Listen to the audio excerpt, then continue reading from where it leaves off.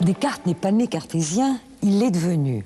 Son nom est attaché pour nous à l'image de la rationalité même, de l'ordre, de la méthode. Pourtant, en son jeune âge, il a soif d'aventure. Descartes a été un enfant fragile. Il prendra soin de sa santé toute sa vie, non sans se méfier des médecins. Il est né en 1596 en Touraine, dans une petite ville qui porte aujourd'hui son nom. Il est le fils d'un gentilhomme, conseiller au Parlement de Rennes. J'ai été nourri aux lettres dès mon enfance. J'ai appris tout ce que les autres ont appris. J'ai parcouru tous les livres traitant des sciences qu'on estime les plus curieuses et les plus rares. René Descartes a passé 8 années dans l'excellent collège royal de la Flèche, dirigé par les jésuites. Cependant, l'enseignement qu'il y a reçu l'a laissé perplexe, comme insatisfait. Ce qu'il voulait, lui, c'est... une connaissance claire et assurée de tout ce qui est utile à la vie. Bachelier, licencié en droit, il passe quelque temps à Paris dans les milieux mondains. Il se divertit, il s'amuse, il s'initie à la danse, à l'équitation, au maniement des armes. À 20 ans, on le retrouve en Hollande. Il a choisi une autre école, plus aventureuse, l'école de la vie et le métier des armes. Je vais aller chercher les raisons de toute chose en moi-même et dans le grand livre du monde. Le grand livre du monde s'ouvre ce jour-là, nous sommes le 10 novembre 1618, à Bréda, sur une affiche collée sur un mur. C'est une étrange affiche. Elle mêle des formules mathématiques. Descartes, en est féru, a des caractères en langue flamande. Descartes arrête un passant et lui demande de lui traduire le texte en français ou en latin. Le passant, un certain monsieur Beckmann, mathématicien et médecin pour vous servir, se prête au jeu à condition que de son côté, le soldat gentilhomme planche sur la solution de ce problème mathématique plutôt ardu, d'accord. Descartes relève le défi et bien sûr, il le gagne. Monsieur Beckmann est ébloui par la rapidité, l'intelligence de celui qui deviendra son ami. Il le supplie de développer ce talent extraordinaire. Descartes lui en gardera une profonde reconnaissance. C'est bien vous, seul, qui avez secoué mon indolence, rappelé un savoir presque échappé à ma mémoire et ramené à de meilleures occupations mon intelligence errant loin des choses sérieuses. Grâce à Beckmann, Descartes s'est attelé à la tâche.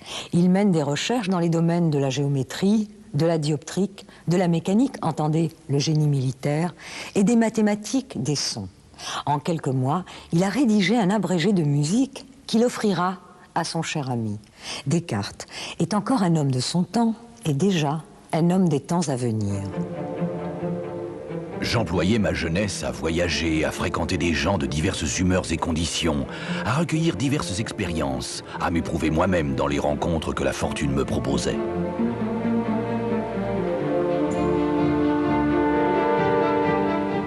Un jour d'avril 1619, dans une auberge à Dordrecht, Descartes rencontre un vieillard un peu bavard, dira-t-il, mais capable de disserter pendant un tour d'horloge sur n'importe quel sujet. Mieux, à la demande, le bonhomme se fait fort, sur la même matière, d'avancer des arguments totalement différents des précédents. Descartes est impressionné. Il se demande si cet art... Si cet art ne consiste pas en une sorte de mise en ordre des parties de la dialectique d'où sont tirés les arguments. Apparemment, son questionnement concerne déjà plus la méthode que le contenu.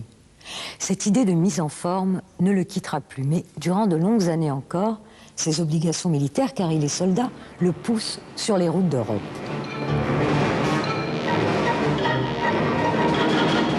La guerre de 30 ans fait rage. L'antagonisme entre catholiques et protestants sert en réalité les luttes d'intérêt que se livrent les différents royaumes. Descartes traverse des régions marquées par la famine, la misère, la violence. On se massacre sur les champs de bataille, certes, mais on s'étripe aussi au coin des bois. Descartes doit souvent tirer l'épée contre des brigands et il paraît qu'il n'hésite pas à se battre en duel pour la dame de ses pensées. Cependant, il ne se laisse pas détourner un seul instant de son obsession principale. Il la qualifie lui-même d'incroyable ambition. Descartes veut, il doit bâtir la science admirable.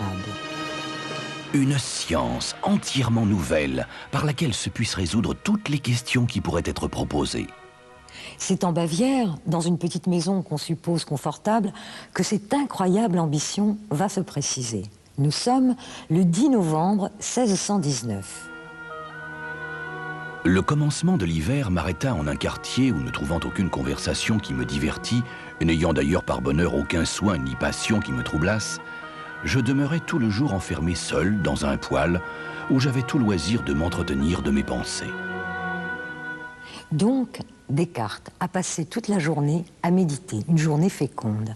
Lorsque vient la nuit, Descartes ressent une exaltante jubilation de l'esprit. D'après Baillet, son biographe, tout occupé de la pensée d'avoir trouvé ce jour-là les fondements de la science admirable, il va se coucher tout rempli de son enthousiasme. Ce n'est pas tout. Cette même nuit, Descartes fait 3 songes. Les 2 premiers rêves sont menaçants. Descartes voit des fantômes, un vent tourbillonnant, des flammes envahissent sa chambre. Descartes prend peur, il prie, il se rassure grâce à des raisons raisonnantes. Des raisons prises à la philosophie. Le 3e rêve n'est pas un cauchemar. Cette fois, le rêveur voit sur sa table de travail une encyclopédie et un recueil de poésie. Il tourne les pages, il tombe sur cette phrase mystérieuse. Quelle voie suivrai-je en la vie? Descartes voit en ce rêve un encouragement divin à se consacrer à la recherche de la vérité. Mais alors, la vérité pourrait-elle surgir d'un rêve? Le plus étonnant, au fond, c'est l'attitude du dormeur. Que s'est-il passé? Descartes a tenté de saisir le sens de ses rêves. Bon, il en fait une première interprétation en dormant, et lorsqu'il se réveille, il continue sur le même mode. Est-ce à dire que le rêve admettrait une continuité avec la pensée éveillée? Soit que je veille ou que je dorme, 2 et 3, joints ensemble, forment toujours le nombre de 5, et le carré n'aura jamais plus de 4 côtés. Ainsi donc, durant son sommeil, sa pensée est allée le plus logiquement du monde du rêve au sens rationnel. Il en déduit que la pensée est une activité permanente. Les circonstances n'y peuvent rien. Quel que soit l'état dans lequel je me trouve, songe ou lucidité, je pense, voilà l'évidence. Il n'y a rien qui soit entièrement en notre pouvoir que nos pensées. En 1628, Descartes, las de tant voyager, veut être tranquille. Il se retire au désert comme il dit plaisamment. Le désert, c'est aux Pays-Bas. Il s'installe là-bas et il se consacre à ses recherches scientifiques sur les phénomènes célestes, la taille des vers optiques, l'anatomie. Il met au point sa philosophie et rédige ses premiers traités. Il faut attendre 1637 pour que paraisse le discours de la méthode, un livre qu'il a écrit non pas en latin selon l'usage, mais en français, une langue par le moyen de laquelle les paysans pourraient mieux juger de la vérité des choses que ne font maintenant les philosophes.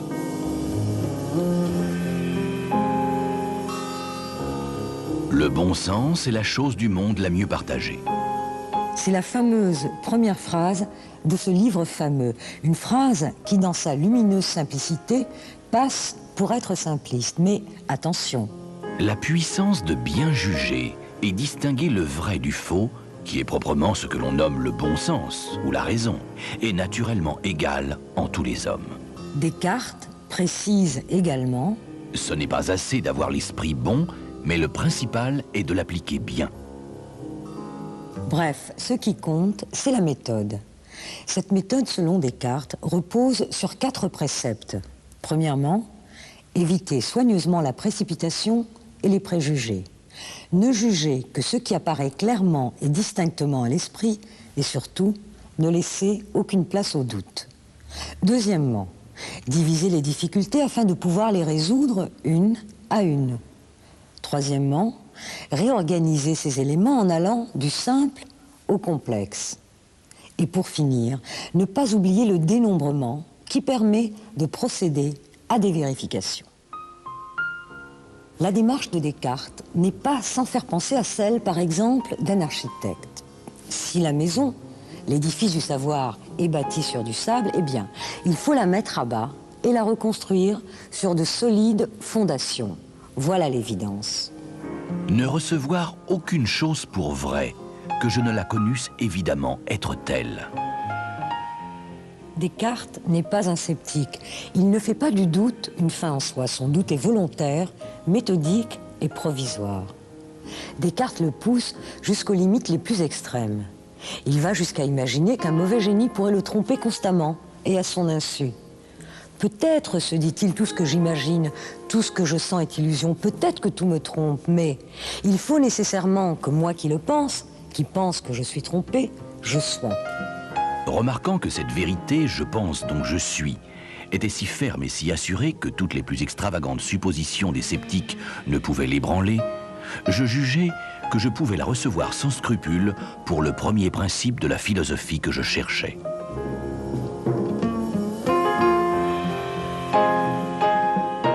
Cette évidence, nous lui donnons le nom de cogito. À partir du cogito, Descartes va bientôt atteindre une autre certitude absolue, celle de l'existence de Dieu. Il en fait plusieurs démonstrations. L'une consiste à démontrer que l'être fini que je suis, l'homme donc, ne peut produire de lui-même l'idée positive d'infinité. Il faut donc que cette idée provienne de l'être infini lui-même, de Dieu. Dieu existe, c'est certain. Cette certitude est la garantie des évidences du cogito. Voyez, puisque Dieu est parfait, il est toute bonté, donc il ne peut me tromper. Dieu est vérace. Les vérités sont garanties par Dieu. C'est pourquoi un athée ne saurait connaître la géométrie comme une science vraie et certaine. La publication du discours de la méthode, puis celle des méditations métaphysiques, obtiennent un certain retentissement à travers toute l'Europe. Mais Descartes doit faire face à des attaques. On l'accuse de tous les maux et de leur contraire. Les 10 dernières années de sa vie seront très pénibles. Heureusement, une belle amitié le lie à Élisabeth, la fille du roi de Bohême. Elle le tient pour son maître spirituel. Pour elle, il rédige sa dernière œuvre philosophique, le traité des passions. Je ne suis point d'opinion qu'on doive s'exenter d'avoir des passions. Il suffit qu'on les rende sujettes à la raison, et lorsqu'on les a ainsi apprivoisées, elles sont quelquefois d'autant plus utiles qu'elles penchent plus vers l'excès. Dernière toquade royale, en 1649, la reine Christine de Suède l'invite de façon pressante à venir vivre en son palais. Tous les matins, à 5 heures qui plus est, le philosophe qui n'est plus si jeune doit venir donner son cours. Descartes prend froid. Aux médecins qui veulent le saigner, il répond « Messieurs, épargnez le sang français ». Descartes meurt en Suède le 11 février 1650. C'est proprement avoir les yeux fermés, sans tâcher jamais de les ouvrir, que de vivre sans philosophie.